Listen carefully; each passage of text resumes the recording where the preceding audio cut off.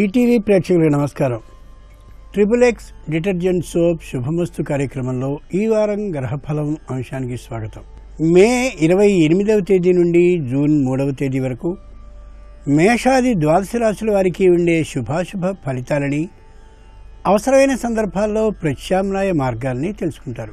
ఇక ద్వాదశ రాశుల వారికి ఏ గ్రహాలు ప్రతికూలంగా ఉన్నాయో, ప్రతికూల గ్రహాల అనుకూలతకి ఏం చేయాలో ఆ విశేషాల్ని, వాటితో పాటు కుటుంబంలో తరచూ దాంపత్యంలో మనస్పర్ధలు కలుగుతూ ఉన్నా, లేక కుటుంబంలో అన్యోన్యత తాత్కాలికంగా కొరవడుతున్నా ఆ సమస్య పరిష్కరింపబడాలంటే ఏ విధమైన ప్రక్రియను చేపట్టాలో ఆ విశేషాన్ని, ఈ రెంటితో పాటు మన ధర్మం శీర్షికలో నిత్య తక్రదానం అంటే రోజు మజ్జిగని దానం చేయడం ఎలా చేయాలో, ఫలితాలేమిటో ఆ విశేషాలను తెలుసుకుంటారు.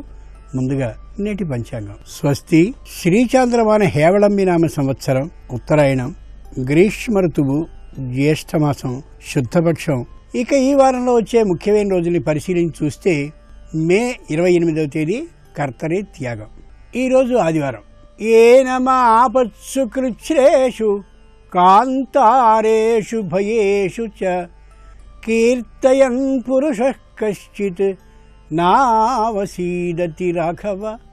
ఏ ప్రత్యక్ష భగవానుడైన సూర్యుడున్నాడో ఆయన సంపూర్ణమైన మానసిక ఆందోళనని శుభమస్తు ప్రేక్షకులైన మీ అందరికీ కలిగించాలని ఆ మహానుభావుని ప్రార్థిద్దాం మనఃపూర్వకంగా. సకల లోక సాక్షి శ్రీ సూర్యదేవుడొకడే, సకల లోక సాక్షి సూర్యదేవుడొకడే. ఉషా పద్మిని సమేత ఛాయాపతి ఆతడే, ఉషా పద్మిని సమేత ఛాయాపతి ఆతడే. సకల లోక సాక్షి శ్రీ సూర్యదేవుడొకడే, సకల లోక సాక్షి సూర్యదేవుడొకడే.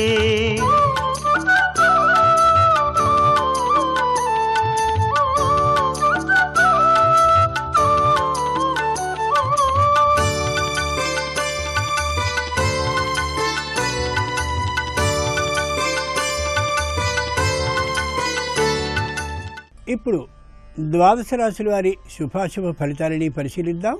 ముందుగా మేషరాశి. ఈ వారం మేషరాశి వారి ఫలితాలని పరిశీలించి చూస్తే గురువు షష్ఠంలో ఉన్నాడు, శని నవమంలో ఉన్నాడు, రాహు కేతువులు పంచమ, ఏకాదశ స్థానాల్లో ఉన్నారు. ఈ కారణంగా అశ్విని నక్షత్ర జాతకులకి ఎప్పటి నుండో అలా వాయిదా పడుతూ వస్తున్నటువంటి శుభకార్యాలన్నీ కూడా చక్కనైనటువంటి శుభవార్తలతో ముందుకొచ్చి తప్పక శుభకార్యాలు అయ్యేటటువంటి అవకాశం కనిపిస్తోంది. భరణి నక్షత్ర జాతకులకి తమ సమర్థత ఇప్పటి వరకు గుర్తింపబడడం లేదు అని అనుకునేటటువంటి మనోవ్యత తొలగి తప్పక వారి సమర్థత, కృషి గుర్తింపబడుతుంది, పై అధికారుల దృష్టిలో పడుతుంది, మొత్తానికి మేలు చేకూరుతుంది. కృత్తికా నక్షత్ర జాతకులకి మానసికమైనటువంటి ఆరోగ్యంతో పాటు శారీరకమైన ఆరోగ్యము చక్కగా ఉంటుంది.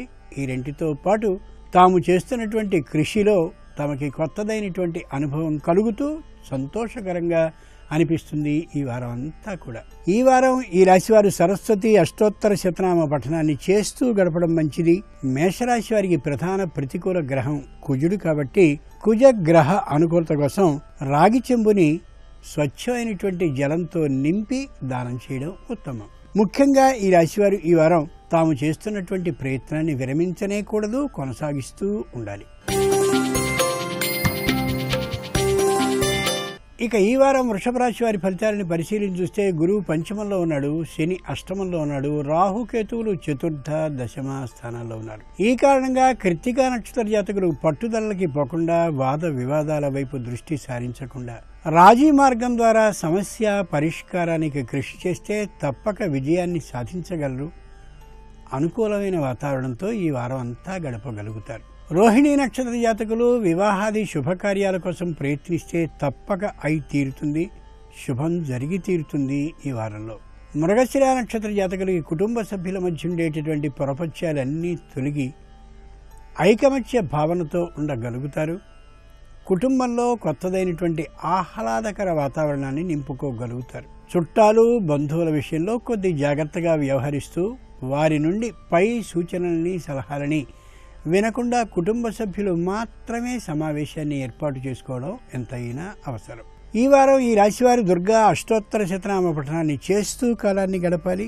వృషభ రాశి వారికి ప్రధాన ప్రతికూల గ్రహం కుజుడు అయినటువంటి కారణంగా కుజ గ్రహ అనుకూలత కోసం కొత్తదైనటువంటి రాగి చెంబులో బెల్లాన్ని నిండుగా నింపి దానం చేయడం ఉత్తమం. ముఖ్యంగా ఈ రాశివారు ఈ వారం వాద వివాదాల జోలికి పోకుండా మధ్యవర్తి ద్వారా లేదా స్వయంగా రాజీ ప్రయత్నాలు చేసుకోవడం వల్ల ఫలితాలని సాధించుకోగలుగుతారు. ఇక ఈ వారం మిథున రాశి వారి ఫలితాలని పరిశీలన చూస్తే గురువు చతుర్థంలో ఉన్నాడు, శని సప్తమంలో ఉన్నాడు, రాహు కేతువులు తృతీయ నవమ స్థానాల్లో ఉన్నారు. ఈ కారణంగా మృగశిర నక్షత్ర జాతకులు తాము చేపట్టినటువంటి ప్రతి పనిని కూడా సమర్థవంతంగా పూర్తి చేసుకోగలుగుతారు. సరైనటువంటి కాలానికి చేయవలసినటువంటి సహాయాన్ని చేసేటటువంటి వారు ముందుకొస్తారు. తప్పక పనుల్లో విజయాన్ని సాధించుకోగలుగుతారు. ఆర్ద్ర నక్షత్ర జాతకులు తప్పక ఉద్యోగాన్ని సాధించడమే కాకుండా బంధుమిత్రులతో కలిసి అనేక ప్రదేశాలని చక్కగా తిరిగేటటువంటి అవకాశం వినోదపూర్వకంగా సాగుతుంది. మొత్తానికి చక్కగా ఈ వారం గడుస్తుంది.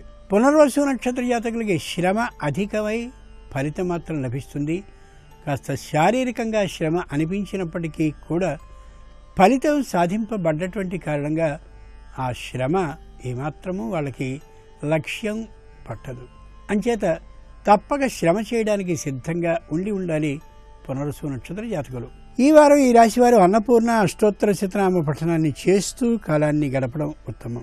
మిథున రాశి వారికి ప్రధాన ప్రతికూల గ్రహం రవి అయినటువంటి కారణంగా రవి గ్రహ అనుకూలత కోసం పంచదారని నింపినటువంటి రాగి చెంబుని దానం చేయడం ఈ మాసంలో ఉత్తమం.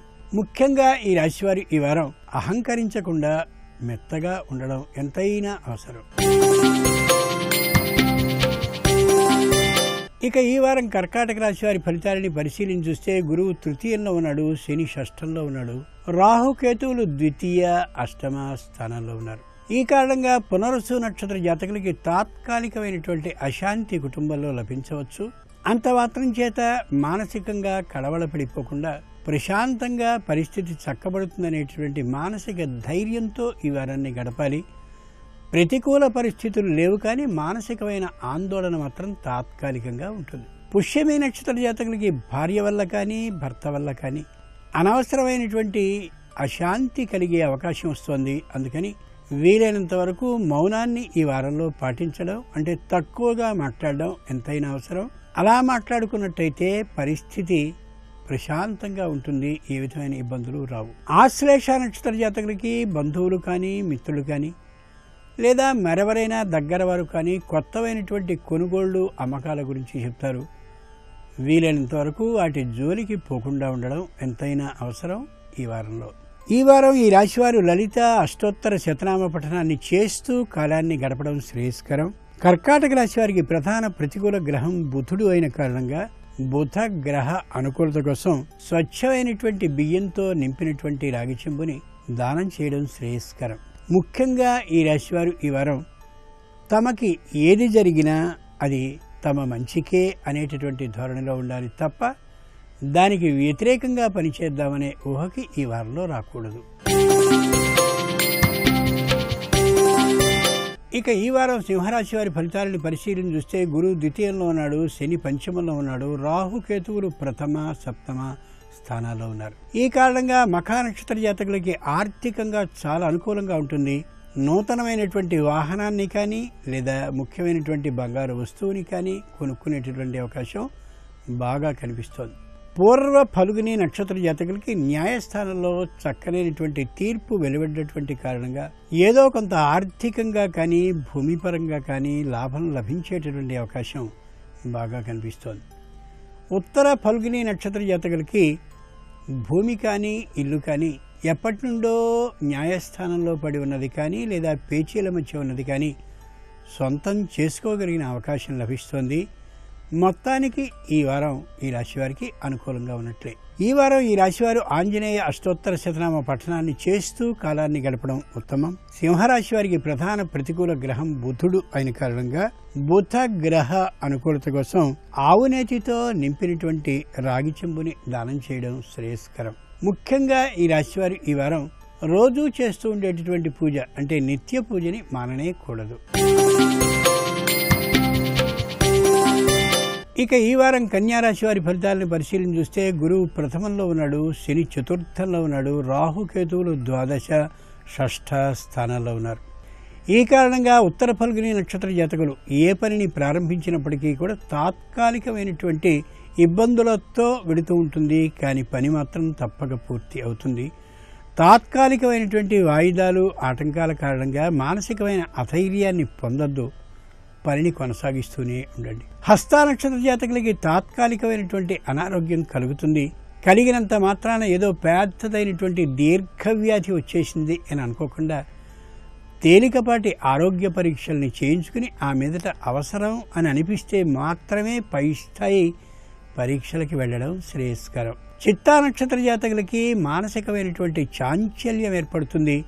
ఏం చేయాలో తోచనటువంటి స్థితి కలుగుతుంది. సరైనటువంటి నిర్ణయాన్ని చేయలేనటువంటి విధంగా అనిపిస్తుంది ఈ వారం రోజులు. అంచేత ఏ విధమైన ప్రధాన నిర్ణయాన్ని తీసుకోకుండా ఈ వారాన్ని అలా దొర్లించి వేయండి. ఈ వారం ఈ రాశివారు గణేశ అష్టోత్తర శతనామ పఠనాన్ని చేస్తూ కాలాన్ని గడపడం శ్రేయస్కరం. కన్యా రాశి వారికి ప్రధాన ప్రతికూల గ్రహం కుజుడైన కారణంగా కుజ గ్రహ అనుకూలత కోసం కందుల్ని గాని కందిపప్పు నింపినటువంటి రాగి చెంబుని దాని దానం చేయడం శ్రేయస్కరం. ముఖ్యంగా ఈ రాశివారు ఈ వారం ఆలోచించి మాత్రమే ఏ నిర్ణయాన్ని తీసుకోవాలి తప్ప యథా అలాపంగా ఏదో ఒక నిర్ణయాన్ని చేద్దాం అని అనుకోకూడదు.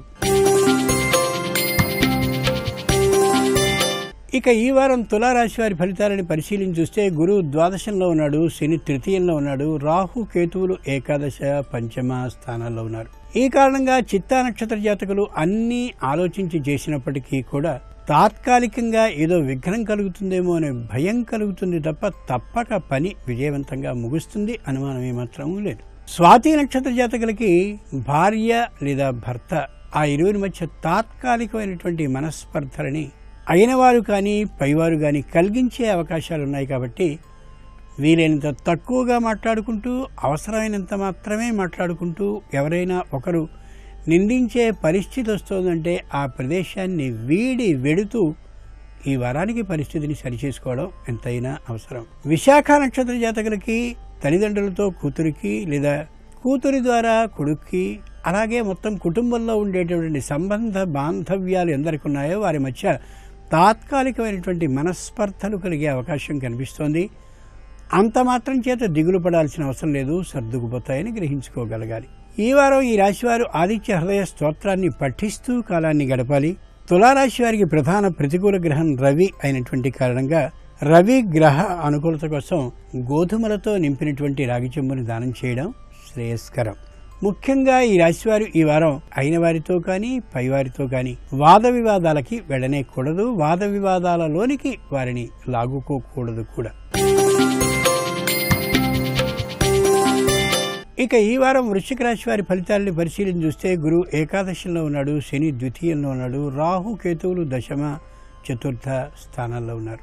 ఈ కారణంగా విశాఖ నక్షత్ర జాతకులకి జరిగిపోయినటువంటి జీవితానికి సంబంధించిన విశేషాలని తవ్వుకుంటూ ఉండడం, మానసికమైనటువంటి అశాంతితో బాధపడుతూ ఉండడం జరుగుతూ ఉంటుంది.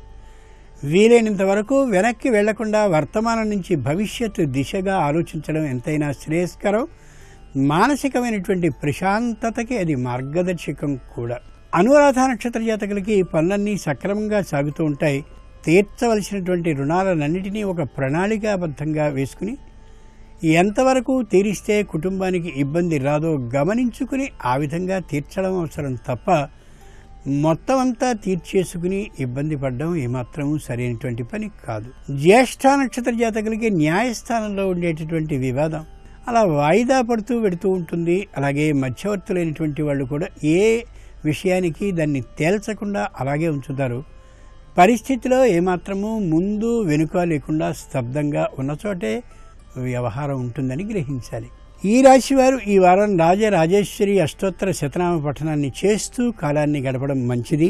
వృశ్చిక రాశి వారికి ప్రధాన ప్రతికూల గ్రహం బుధుడు అయినటువంటి కారణంగా బుధ గ్రహ అనుకూలత కోసం పెసలు కానీ పెసరపప్పు కానీ నింపిన రాగి చెంబుని దానం చేయడం శ్రేయస్కరం. ముఖ్యంగా ఈ రాశివారు ఈ వారం శారీరకమైన మానసికమైన బాధలకి సిద్ధంగా ఉండాలి. అలా అని చెప్పి అలా శాశ్వతంగా మాత్రం ఉంటాయని అనుకోకూడదు. ఇవి తాత్కాలికం మాత్రమే అని గ్రహించుకోగలగాలి. ఇక ఈ వారం ధనురాశి వారి ఫలితాలని పరిశీలన చూస్తే గురువు దశమంలో ఉన్నాడు, శని ప్రథమంలో ఉన్నాడు, రాహు కేతువులు నవమ తృతీయ స్థానాల్లో ఉన్నారు.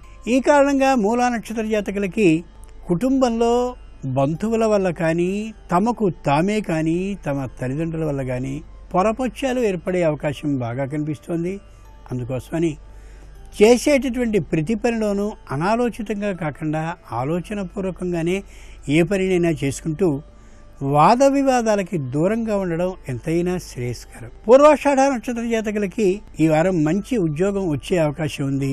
ఆ వచ్చినటువంటి ఉద్యోగానికి సంబంధించిన వివరాలన్నీ కనుక్కుని మాత్రమే చేరాలి తప్ప అనాలోచితంగానూ విషయాలు తెలుసుకోకుండాను చేరి మళ్ళీ వెనక్కి రావాల్సినటువంటి పరిస్థితిని తెచ్చుకోకూడదని గ్రహించుకోగలగాలి. ఉత్తరాషాఢ నక్షత్ర జాతకులకి ఆగిపోయిన పనులన్నీ కూడా కదలిక ప్రారంభమవుతుంది.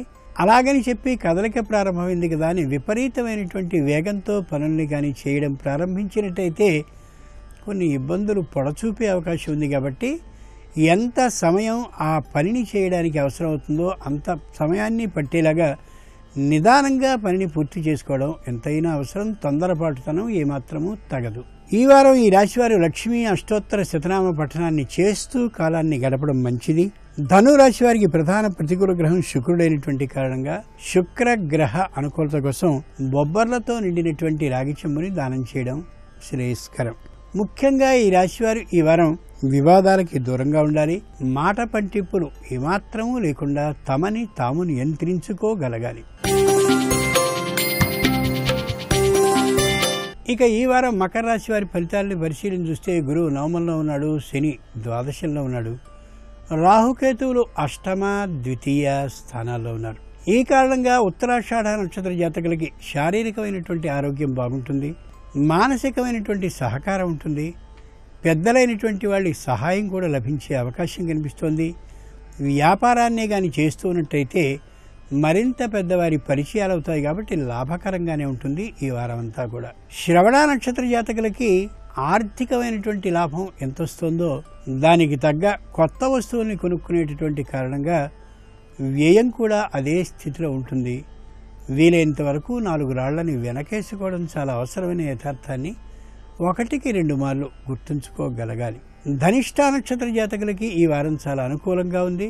బంధుమిత్రుల నుండి రావాల్సినటువంటి రుణాలన్నీ కూడా వసూలయ్యే అవకాశం కొద్ది ప్రయత్నం చేస్తే బాగా స్పష్టంగా కనిపిస్తోంది. తాము తీర్చవలసినటువంటి రుణాలని కూడా ఎక్కువ మొత్తంలో తీర్చగలిగే అవకాశము కనిపిస్తోంది. మొత్తానికి అనుకూలంగా ఉంటుంది ఈ వారం. ఈ వారం ఈ రాశివారు నవగ్రహ స్తోత్ర పఠనాన్ని చేస్తూ కాలాన్ని గడపాలి.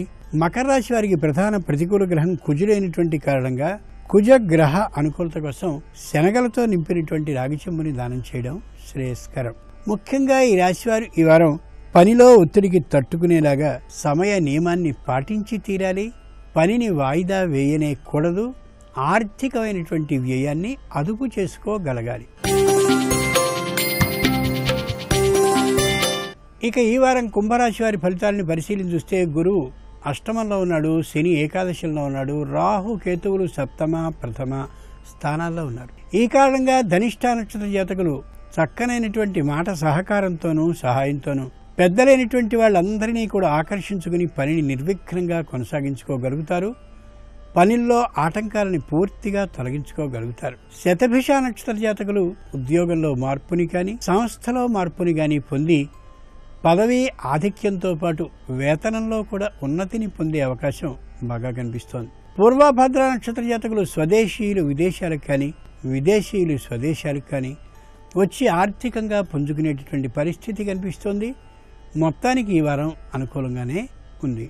ఈ వారం ఈ రాశివారి లక్ష్మీ నృసింహ కరావలంబ స్తోత్రాన్ని పఠిస్తూ గడపడం ఉత్తమం. కుంభరాశి వారికి ప్రధాన ప్రతికూల గ్రహం బుధుడు అయినటువంటి కారణంగా ఉలవలతో నింపినటువంటి రాగి చెంబుని దానం చేయడం శ్రేయస్కరం. ముఖ్యంగా ఈ రాశివారు ఈ వారం ఐకమత్యమే మహాబలం అనే సామెతకి అర్థాన్ని తెలిసి ఆనందంతో ఉండాలి తప్ప ఎవరినీ విరోధించుకోకూడదనే యథార్థాన్ని గ్రహించుకోగలగాలి కూడా. ఇక ఇక ఈ వారం మీనరాశి వారి ఫలితాలని పరిశీలించి చూస్తే గురువు సప్తమంలో ఉన్నాడు, శని దశమంలో ఉన్నాడు, రాహుకేతువులు షష్ఠ ద్వాదశ స్థానాల్లో ఉన్నారు. ఈ కారణంగా పూర్వభద్ర నక్షత్ర జాతకులకి అసౌకర్యం ఎక్కడుంటుందో అటువంటి ప్రదేశానికి బదిలీ అయ్యే అవకాశం బాగా కనిపిస్తోంది. అనుకూలుడు కానటువంటి అధికారి దగ్గర పనిచేయవలసిన అవసరం కూడా ఏర్పడవచ్చు. పరిస్థితికి సిద్ధంగా ఉండండి. వ్యతిరేక ఫలితం అయితే ఉండదు, కానీ తాత్కాలికమైనటువంటి అసౌకర్యం కలిగే అవకాశం ఉంది. ఉత్తరాభద్ర నక్షత్ర జాతకులకి పెద్దలతో మాట పట్టింపు వచ్చే అవకాశం ఉంది. అంత మాత్రం చేత కుటుంబాలు వేరయ్యేంత స్థాయికి ఆ పరిస్థితి రాదు, కానీ తాత్కాలికమైన మానసిక ఆందోళనకి సిద్ధం కావలసిన పరిస్థితి మాత్రం లభిస్తోంది. రేవతి నక్షత్ర జాతకులకి ఆర్థికమైనటువంటి అననుకూలత, అలాగే కుటుంబంలో అశాంతి, అదేవిధంగా సంతానానికి సంబంధించిన తాత్కాలిక అనారోగ్యం కూడా కొంత కలవరపెట్టచ్చు. అంత మాత్రం చేత మరింతగా దిగులు పడాల్సిన అవసరం లేదు. ఒక వారానికి మాత్రం ఓపిక పట్టాలి అని మనసుని దిటవు చేసుకోగలగాలి. ఈ వారం ఈ రాశివారు సుబ్రహ్మణ్య అష్టోత్తర శతనామ పఠనాన్ని చేస్తూ కాలాన్ని గడపడం శ్రేయస్కరం. మీనరాశి వారికి ప్రధాన ప్రతికూల గ్రహం రవి అయినటువంటి కారణంగా ధాన్యం అంటే వడ్లతో నింపినటువంటి రాగి చెంబుని దానం చేయడం శ్రేయస్కరం. ముఖ్యంగా ఈ రాశివారు ఈ వారం కుటుంబంలో గోప్యతని అంటే కుటుంబ రహస్యాలని వీధిలోకి చెప్పకపోవడం, అలా జాగ్రత్తగా ఉండడం ఎంతైనా అవసరం.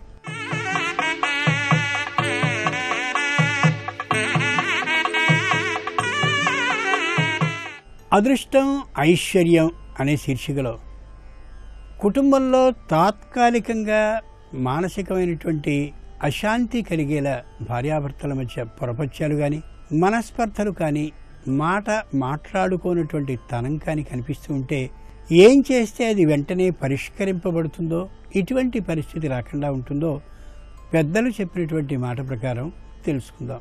సహజంగా సూటిపోటిన మాటలు మాట్లాడుకునేటటువంటి కొన్ని కుటుంబాలు ఉంటూ ఉంటాయి.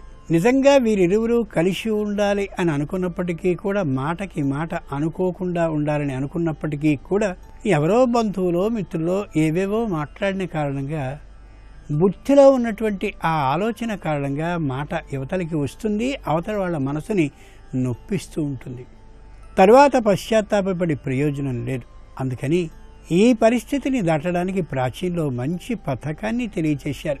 కుమారస్వామి గణపతి అటు ఇటుగా ఉండి మధ్యలో పార్వతీ పరమేశ్వరుడు ఉండేటటువంటి ఎక్కడ విగ్రహం ఉన్న శివాలయం ఉందో చూసుకోవడం కానీ, లేదా అలాంటి చిత్రం ఎక్కడైనా మనకి కనిపించేటైతే దాన్ని తెచ్చుకోవడం కానీ చేసి, స్వామి నీ కుటుంబం ఎలా అయితే అన్యోన్యంగా ఉండేలా నువ్వు చేసుకోగలిగావో, నేను నా కుటుంబంలో ఇతరుల మాట విని కానీ, లేక నాకే బుద్ధి తోచక ఏదైనా మాట అనే తనం కానీ లేకుండా ఉండేలా చేయవలసిందని ప్రార్థిస్తూ శివస్తోత్రాన్ని భార్య భర్త పక్కపక్కన కూర్చుని ముమ్మారు కానీ పఠించినట్టయితే తప్పక ఆ విధమైనటువంటి సమస్య పరిష్కరింపబడుతూ ఉంటుంది. ఒకప్పటి రోజుల్లో అర్ధనారీశ్వర స్తోత్రాన్ని పఠింపజేసేవారు ఇంట్లో ఉన్నటువంటి అమ్మమ్మలు, తాతయ్యలు. ఇలాంటి పరిస్థితి ఎక్కడైనా కనిపిస్తే, అలాంటి స్థితి ఉండనటువంటి కారణంగా, ఒకవేళ ఉంటే మంచిదే, ఉండనటువంటి పరిస్థితిలో శివ కుటుంబం అంతా ఉండేటటువంటి ఆ చిత్రాన్ని తెచ్చుకుని శివ స్తోత్రాన్ని రోజుకి 3 పర్యాయాలు చొప్పున కానీ పఠించినట్టయితే ఈ పరిస్థితి పూర్తిగా తొలగే అవకాశం బాగా కనిపిస్తోంది. శివ స్తోత్రం చదవగలిగిన అవకాశమే కానీ లేకపోయినట్టయితే తేలికగా వచ్చేటటువంటి శ్లోకం నమః శివాయ సాంబాయ శూలినే పరమాత్మనే సచ్చిదానంద రూపాయ శివాయ గురవే నమః. ఈ శ్లోకానైనా ముమ్మారు దంపతులు కలిసి కానీ చదివినట్లయితే తప్పక సత్ ఫలితం ఉంటుంది.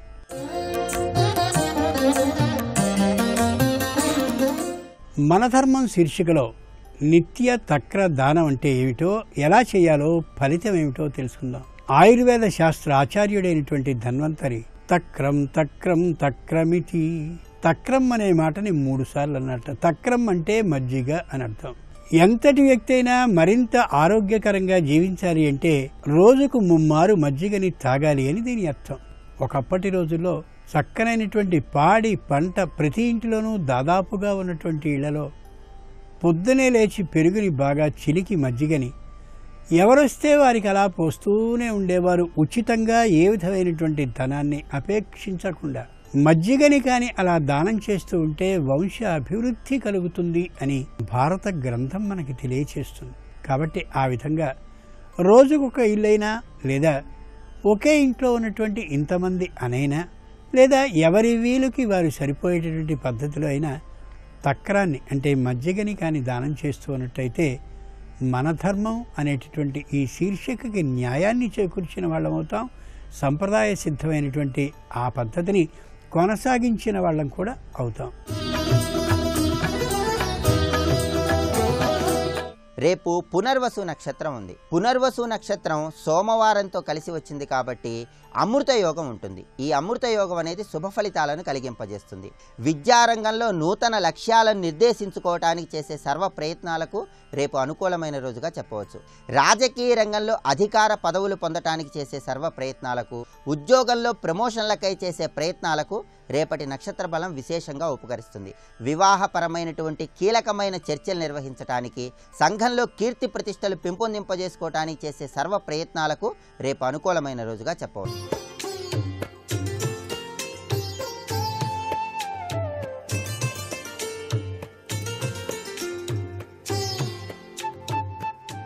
XXX డిటర్జెంట్ సోప్ శుభమస్తు కార్యక్రమంలో గృహబలం అంశానికి స్వాగతం.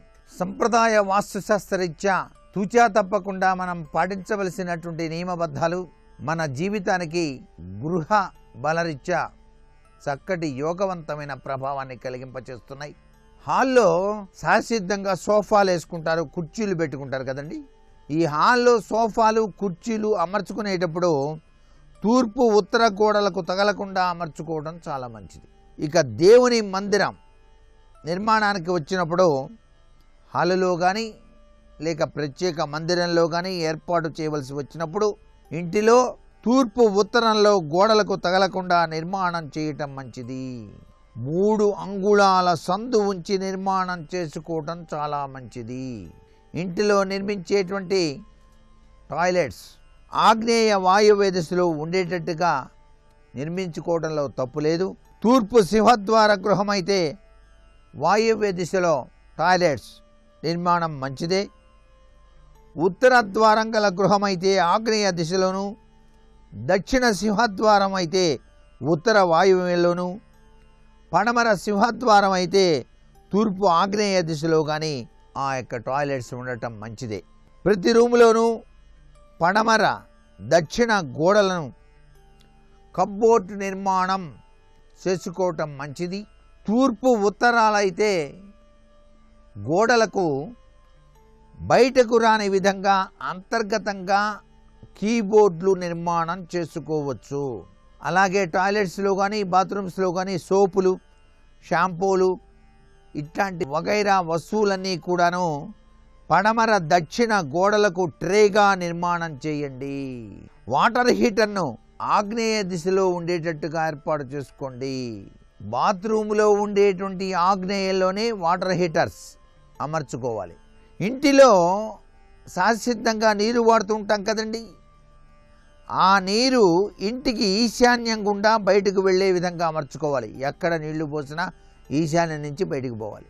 అలా వీలు కాని పక్షంలో పడమర వాయువ్యం దక్షిణ ఆగ్నేయం గుండా బయటకు వెళ్ళే విధంగా తూములు కూడా నిర్మాణం చేసుకోవచ్చు. తూర్పు ఆగ్నేయం, ఉత్తర వాయువ్యం, నైరుతి దిశ నుంచి ఇంటిలోని వాడకపు నీరు బయటికి పోరాదు. ఇది చాలా ముఖ్యమైనటువంటి విషయం అండి. నీరు బయటికి పోయేటువంటి తీరు తెన్నుల విషయంలో చాలా జాగ్రత్త వహించాలి. ఇంటి నిర్మాణం చేసేటప్పుడు గదిలోనే వెంటిలేషన్ నిర్మాణం సరిగా ఉండేటట్టుగా చూసుకోవాలి. అట్లా సరిగా లేని ఎడల మనం మాట్లాడినటువంటి మాటలు ప్రతిధ్వని వస్తాయి. ఇట్లా ప్రతిధ్వని కనుక వచ్చినట్లయితే అనేక సమస్యలు ఏర్పడటానికి ఆస్కారం అత్యధికంగా ఉంటుంది సుమా. ఇంటి నిర్మాణం చేసేటువంటి సమయంలో గదులు కిటికీలు అమర్చేటప్పుడు వడంబం అని చెప్పేసి ఉంటుంది. తూనికకు సమానంగా ఉన్నట్లుగా పెట్టుకోవటం మంచిది.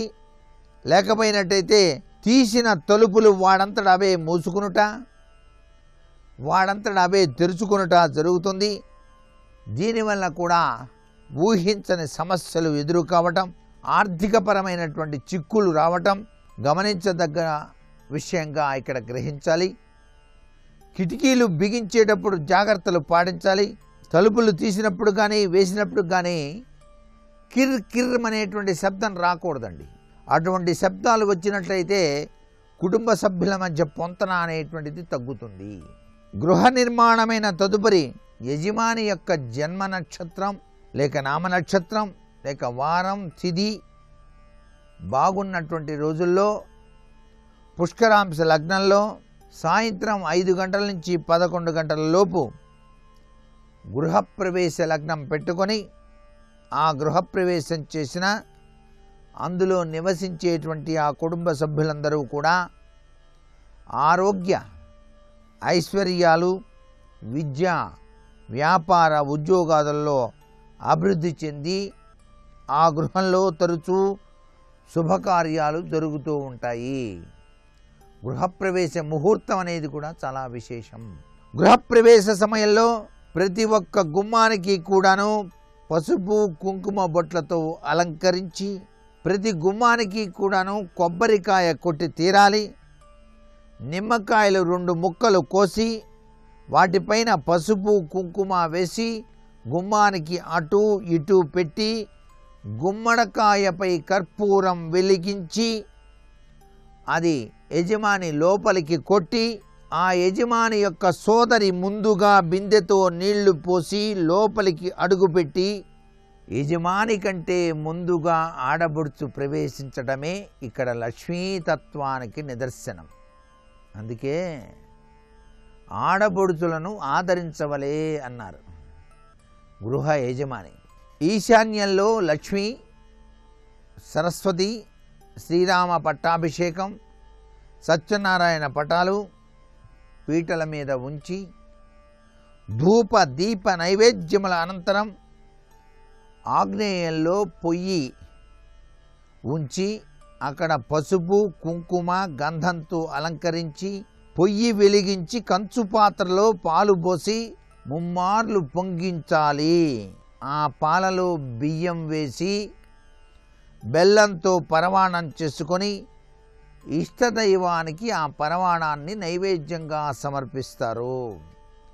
అనంతరం కుటుంబ సభ్యులందరూ కూడాను మహాప్రసాదంగా తీసుకుంటారు. దైవతా మందిరం వద్ద ఆది మధ్యాంతర్వర్తి నారాయణ అన్న చందంగా సత్యనారాయణ స్వామి యొక్క వ్రతానికి సంబంధించినటువంటి విధి విధానం జరుగుతుంది.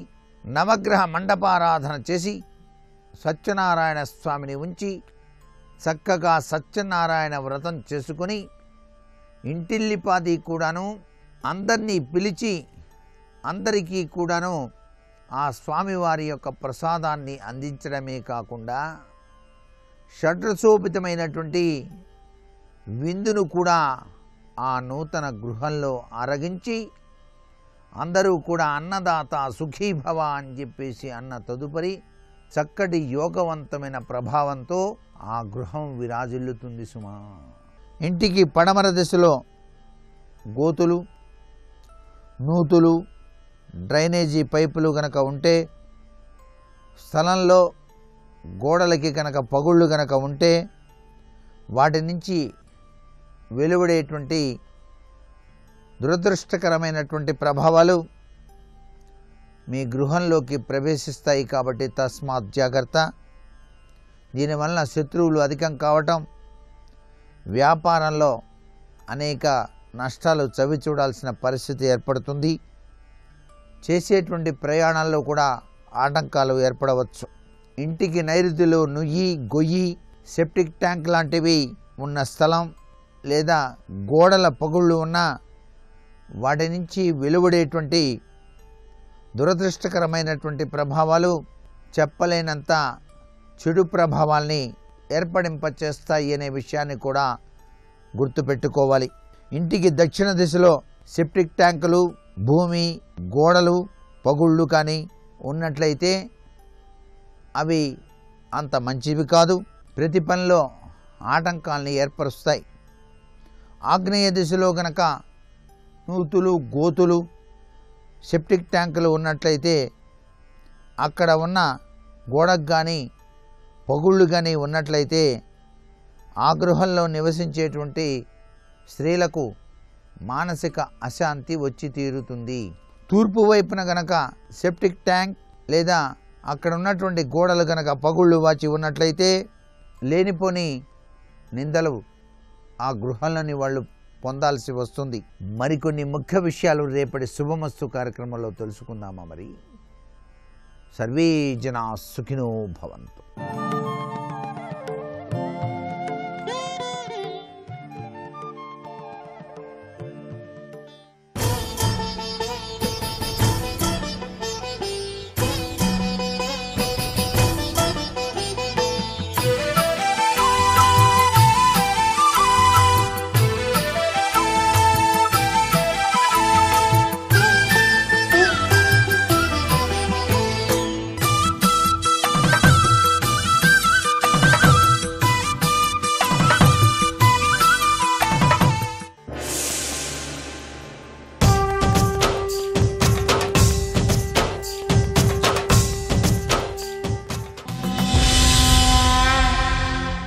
మహాభారతంలో కర్ణుని యొక్క వ్యక్తిత్వం మహాద్భుతమైనటువంటి రీతిలో కొనసాగుతుంది. యథార్థమునకు కర్ణుడు లేకపోతే కురుక్షేత్ర యుద్ధం జరిగి ఉండేదా అన్న విషయాన్ని నిష్పక్షపాతంగా పరిశీలనం చేస్తే జరిగి ఉండేది కాదు అన్న విషయమే స్పష్టంగా గోచరమవుతుంది. అందుకే ఆ ధర్మ సంస్థాపన యందు భగవంతుని యొక్క వ్యూహమునందు ప్రణాళికా రచన యందు కర్ణుడు చాలా ప్రధానమైనటువంటి పాత్రని పోషించాడు. దుర్యోధనుడి యొక్క ఆశలన్నీ కర్ణుడి మీదే. ఎందుకనంటే భీముడికి సంబంధించినంత వరకు దుర్యోధనుడి నమ్మకం ఏమిటి అంటే తాను ప్రతిఘటించగలను అని. అందుకే నిరంతరం భీముడి మీద విజయం సాధించడం కోసం అనితర సాధ్యమైనటువంటి రీతిలో పరిశ్రమ చేస్తూ ఉండేవాడు. అందుకని ఆయన భీముడిని నేను మట్టు పెట్టగలను అని ఒక ప్రధానమైన విశ్వాసాన్ని పొందాడు. కానీ అర్జునుడి విషయం దగ్గరికి వచ్చేటప్పటికీ అర్జునుడిని మట్టు పెట్టగలిగినటువంటి గొప్ప యోధుడు తన వైపు ఒకడు ఉన్నాడు అన్న పరిపూర్ణమైన విశ్వాసము దుర్యోధనుడిలో లేదు. భీష్మద్రోణాదులు లేరా అంటే భీష్మద్రోణాదులు ఉన్నారు, కానీ వాళ్ళకి పాండవ పక్షపాతం ఉన్నది అని, వాళ్ళకి బంధు సంబంధమైనటువంటి ఆప్యాయత ఆ పాండవుల యందు ఎక్కువగా ఉన్నది అని ఒక కృతనిశ్చయం దుర్యోధనుడికి. అందుకే ఆయన అర్జునుడిని సంహరించగలిగినటువంటి వీరుడు ఎవరైనా లభిస్తాడా, అలా లభించినట్లయితే నేను పాండవుల్ని మట్టు పెట్టడం చాలా తేలికవుతుంది. అలా అర్జునుడిని సంహరించగలిగినటువంటి వీరుడు నాకు లభించనంత కాలం నేను చేసేటటువంటి పరిశ్రమ ఏదైనా కూడా పరిమితమైనటువంటి ప్రయోజనాన్ని ఇవ్వగలదు తప్ప పరిపూర్ణమైన ప్రయోజనమును ఇవ్వలేదు అనేటటువంటి లెక్క కట్టుకుని ఉన్నాడు. అటువంటి సమయంలో కురుక్షేత్ర సంగ్రామం జరిగి అందులో కర్ణుడు పడిపోయే పర్యంతము కూడా నిజానికి దుర్యోధనుడి యొక్క ఆశలన్నీ ఎవరి మీద ఉన్నాయి అంటే కర్ణుడి మీదే పెట్టుకున్నాడు. కర్ణుడు అర్జునుడిని సంహరించగలడు, నేను భీముణ్ణి సంహరించగలను. ఇక మిగిలిన వారు పెద్ద విషయంలోకి రారు. వాళ్ళని కర్ణుడు చాలా తేలికగా సంహరిస్తాడు. కాబట్టి విజయము నాదే అనేటటువంటి పూనిక పొందాడు. కర్ణుడి దుర్యోధనుడి పక్కన లేకపోయినా, కర్ణ దుర్యోధనుల మధ్య అంత గొప్ప మైత్రి ఏర్పడకపోయినా, దుర్యోధనుడు కర్ణుడిని తిరుగులేని రీతిలో నమ్మడానికి కావలసినంత స్నేహాన్ని, అటువంటి స్నేహహస్తాన్ని కర్ణుడు అందించకపోయినా దుర్యోధనుడు యుద్ధానికి వెళ్ళి ఉండేవాడా అన్న విషయం కొంచెం అనుమానాస్పదమే. ఎందుకని అంటే అర్జునుడికి తగిన వీరుడు తన పక్షాన ఉన్నాడు అన్న ధైర్యం దుర్యోధనుడికి లేదు.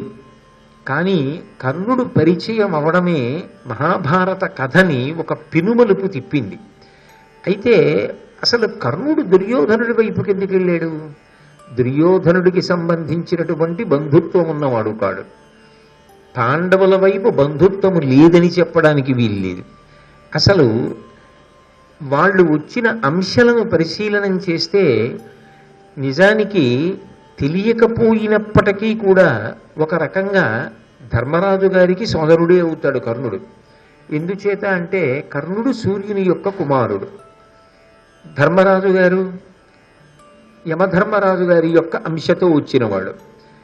యమధర్మరాజు గారు సూర్యుని యొక్క కుమారుడు, కర్ణుడు సూర్యుని యొక్క కుమారుడు. అప్పుడు ధర్మదేవత యొక్క అంశలో వచ్చినటువంటి ధర్మరాజు గారు సూర్యుని యొక్క కుమారుడైనటువంటి కర్ణుడు, వీళ్ళిద్దరూ అన్నదమ్ములే అవుతారు. అయినప్పుడు ఇద్దరి యందు తత్సంబంధమైనటువంటి తేజస్సు, తత్సంబంధమైనటువంటి అంశయే ప్రకాశిస్తున్నప్పుడు వాళ్ళ మనోభావనల మధ్య సమతౌల్యం ఉండాలి. కానీ కర్ణుడు కేవలము దుర్మార్గుడే అని నిర్ణయించడం కూడా సాధ్యం కాదు. ఎందుచేత అంటే మహాభారతాన్ని నిష్పక్షపాతంగా పరిశీలనం చేస్తే కర్ణుడు దుర్మార్గుడు అని చెప్పడం కన్నా కర్ణుడు విధి చేత విక్కిరింపబడినవాడు, కర్ణుడు దురదృష్టవంతుడు అని చెప్పడానికే అవకాశం ఎక్కువ కనపడుతుంది. ఆ దురదృష్టం ఆయనని వరించి ఉండకపోతే, ఆయన అటువంటి ఇబ్బందులను పొంది ఉండకపోతే, ఆయన నిజానికి కురుక్షేత్రం జరిగిపోయిన తరువాత అఖండ భూమండలాన్ని పరిపాలించడానికి కావలసినటువంటి సమర్థతని పొందినవాడు, అర్హతని పొందినవాడు. ఆయన స్వయంగా కుంతీదేవి యొక్క కుమారుడు, పైగా సూర్య భగవానుని యొక్క పుత్రుడు. ఈ భూమి మీద సహజమైనటువంటి కవచకుండలాలతో ఉన్నవాడు కర్ణుడు వినా ఇంకొకడు కనపడడం. మహాతేజోమూర్తి, గొప్ప అందగాడు, అంతటి శౌర్యమూర్తి, అంతటి విలుకాడు, అంతటి ధనుర్ధరుడు, అంత గొప్ప పరాక్రమం కలిగినటువంటి వాడు, దానము చేసినటువంటి వాడు. ఆయన గురించి ప్రజలు ఆయన సుగుణముల గురించి మాట్లాడుకున్నారు అనడానికి మహాభారతంలో సాక్ష్యాలున్నాయి. అలాగే ఆయన మౌఢ్యంతో పాండవుల్ని ద్వేషించిన వాడు కాడు. ఆయనకి పాండవుల పట్ల కొంత ప్రేమ ఉన్నది అన్న విషయం కూడా మహాభారతాన్ని పరిశీలనం చేస్తే అర్థమవుతుంది. కుంతీదేవి వచ్చి ఒక క్లిష్టమైన సన్నివేశంలో నువ్వు నా కుమారుడివి అని అడిగితే, అర్జునుడు వినా మిగిలిన నలుగురు నీ కుమారులు నాకు దొరికినప్పటికీ వాళ్ళని వధించకుండా విడిచిపెడతాను అని ప్రతిజ్ఞ చేసినటువంటి ఔదార్యం ఉన్నవాడు. ఆ మాతృప్రేమ లేదు అని చెప్పడం కూడా సాధ్యం కాదు. దుష్ట చతుష్టయమునందు ఒకడుగా అపకీర్తిని పొందినప్పటికీ కేవలముగా పరమ దుర్మార్గమైనటువంటి లక్షణములే కలిగినవాడు అని చెప్పడం సాధ్యం కానే కాదు. పైగా కొన్ని సందర్భాలని పరిశీలించినప్పుడు కర్ణుడి విషయంలో చదవడానికి బాధగా ఉంటుంది, చెప్పడానికి బాధగా ఉంటుంది, యథార్థానికి వినడానికి బాధగా ఉంటుంది. ఇది ఇలా ఎందుకు జరిగింది, ఇలా జరగకుండా ఉంటే ఎంత బాగుండేది అనిపిస్తుంది. కానీ ఒక్క విషయాన్ని జాగ్రత్తగా పరిశీలనం చేస్తే దాని వెనక దేవతల యొక్క వ్యూహము స్పష్టంగా కనపడుతూ ఉంటుంది. దుర్యోధనుడికి ఏదో ధైర్యం లేకుండా యుద్ధానికి ఎలా వెడతాడు? దుర్యోధనుడు యుద్ధానికి వెళ్ళకపోతే అధర్మాత్ములందరూ మడిసిపోవడం అన్నది ఎలా సాధ్యమవుతుంది? అసలు కృష్ణ పరమాత్మ యొక్క అవతార ప్రయోజనం ఎలా నెరవేరుతుంది? నరుడి యొక్క అవతారమైనటువంటి అర్జునుని యొక్క అవతార ప్రయోజనం ఎలా నెరవేరుతుంది? ఆ అవతార ప్రయోజనము నెరవేరాలి అంటే దుర్యోధనుడు కురుక్షేత్ర సంగ్రామానికి రావడంలో పూనికని పొంది తీరాలి. అలా పూనికని పొందాలి అంటే ఆయనకి ఒక గొప్ప నమ్మకస్తుడైనటువంటి స్నేహితుడు, ఆ స్నేహితుడు కూడా అర్జునుణ్ణి వధించగలడు అని ఆయనకి నమ్మకం ఉన్నటువంటి వాడు ఒకడు ఉండాలి. ఆ స్థానాన్ని మహాభారతంలో భర్తీ చేసినవాడు కర్ణుడు. కర్ణుడు అలా భర్తీ చేసి ఉండకపోతే అసలు కురుక్షేత్ర సంగ్రామం జరిగేది కాదు. అందుకే నిజానికి ఇద్దరూ సూర్య సంబంధం ఉన్నవారే, ధర్మరాజు గారు కానీ కర్ణుడు కానీ. ఇద్దరూ వైరిపక్షాల్లో నిలబడవలసి వచ్చింది. కానీ కర్ణుడి యొక్క జీవితాన్ని పరిశీలనం చెయ్యడం మహాభారతంలో అద్భుతమైనటువంటి విషయాలు కొన్ని అవగతమవుతాయి. మనిషి ఏ ఒక్క దుర్గుణం చాలా దారుణంగా జారిపోయేటట్టు చేస్తుంది అర్థమవుతుంది. మనిషిలో ఎన్ని సద్గుణాలున్నా, ఎంత గొప్పవాడైనా, పుట్టుకతోనే ఎంతటి శౌర్యమో పరాక్రమమో ఉన్నవాడైనా, ఆయన చెయ్యని తప్పుకి, ఎవరో చేసిన తప్పుకి ఒక్కొక్కసారి వ్యక్తుల జీవితాలు ఎంత దారుణమైన స్థితి వైపుకి తిరిగిపోతాయి అన్నవి పరిశీలనం చేస్తే కర్ణుడిలా ఎవ్వరూ కూడా అంత బాధపడవలసినటువంటి స్థితి సమాజంలో కలగకూడదు అంటే ఏ విషయంలో అత్యంత జాగ్రత్త అవసరమో కూడా మహాభారతంలో కర్ణుడు అన్న విషయాన్ని పరిశీలనం చేసినప్పుడు అర్థమవుతుంది.